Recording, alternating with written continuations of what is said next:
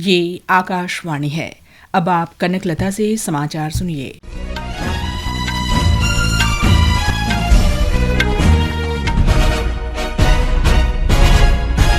प्रधानमंत्री नरेंद्र मोदी ने पहली बार वोट डालने वाले मतदाताओं से लोकसभा चुनाव में रिकॉर्ड मतदान की अपील की है।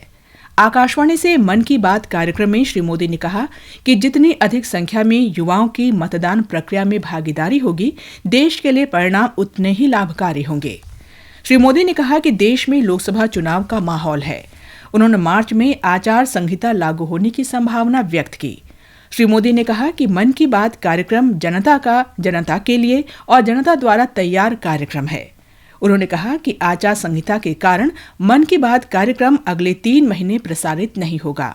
इसके बाद कार्यक्रम की 111वीं कड़ी में श्रोताओं से बातचीत होगी।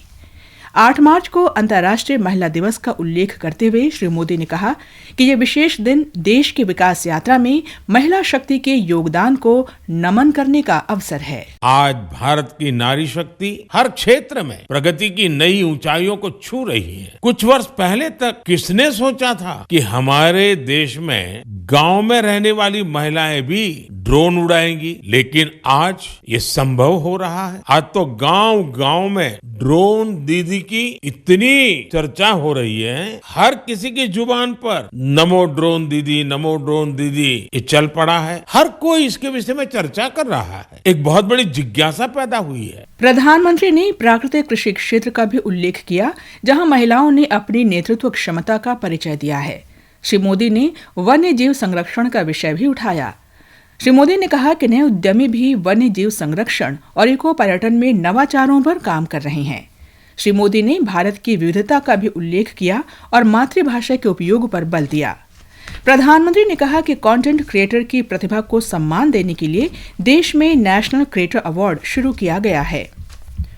प्रधानमंत्री ने आज गुजरात के द्वारका में ओखा और बेट द्वारका को जोड़ने वाले सिग्नेचर ब्रिज सुदर्शन सेतु को राष्ट्र को समर्पित किया। इस अवसर पर जनसभा को संबोधित करते हुए प्रधानमंत्री ने कहा कि प्राचीन द्वारका देखने के लिए गहरे सागर में जाने का उनका दशकों पुराना सपना आज साकार हो गया। श्री मोदी ने कहा कि सुदर्शन सेतु केवल एक सुविधा नहीं है, बल्कि ये इंजीनियरिंग का एक सुंदर नमूना है। प्रधानमंत्री ने 4,150 करोड़ रुपए से अधिक की अन्य परियोजनाओं का लोकार्पण और शिलान्यास किया। बहुजन समाज पार्टी सांसद रितेश पांडे भारतीय जनता पार्टी में शामिल हो गए हैं। उत्तर प्रदेश के उप मुख्यमंत्री ब्रजेश पाठक और अन्य भाजपा नेताओं की उपस्थिति में आज नई दिल्ली में श्री पांडे ने भारतीय जनता पार्टी की सदस्यता ग्रहण की। विदेश मंत्री एस जयशंकर ने कहा है कि क्वाड 4 बड़े लोकतांत्रिक देशों के लिए महत्वपूर्ण और स्थायी मंच बन गया है। ये चारों देश मुक्त और समावेशी हिंद प्रशांत क्षेत्र के पक्षधर हैं। नई दिल्ली में क्वाड थिंक टैंक फोरम के कार्यक्रम में डॉक्टर जयशंकर ने कहा कि क्वाड वैश्विक आवश्यकताओं से फिर से उभरा है। डॉक्टर जयशंकर ने कहा कि क्वाड ने तेजी से इसलिए प्रगति की है कि सभी चारों सरकारों ने प्रभावी ढंग से काम किया है।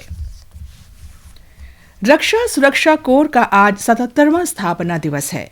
इसकी स्थापना 1947 में आज ही के दिन रक्षा विभाग के पुलिस दल के रूप में की गई थी। इसके जवान 1947 से देश के विभिन्न संवेदनशील रक्षा और नागरिक संस्थानों की सुरक्षा कर रहे हैं। ओडिशा के राउरकेला में FIH हॉकी प्रो लीग में आज भारत का मुकाबला आयरलैंड से होगा। मैच शाम 7:30 बजे से खेला जाएगा। आयरलैंड ने पिछले मैच में स्पेन को 7-0 से हराया था। दूसरी तरफ कल भारत और ऑस्ट्रेलिया का मैच बराबरी पर समाप्त हुआ। बाद में ऑस्ट्रेलिया को बोनस पॉइंट का लाभ दिया गया। प्रधानमंत्री नरेंद्र मोदी ने युवाओं को मादक पदार्थों की लत से बचाने पर जोर दिया है। उन्होंने कहा कि इस बुराई के अंत के लिए परिवार का सहयोग जरूरी है। गायत्री परिवार द्वारा आयोजित अश्वमेध यज्ञ में वीडियो संबोधन में श्री मोदी ने कहा कि नशा मुक्त भारत के लिए हर परिवार का एक संस्था के रूप में मजबूत होना आवश्यक है। इसके साथ ही ये समाचार बुलेटिन समाप्त हुआ।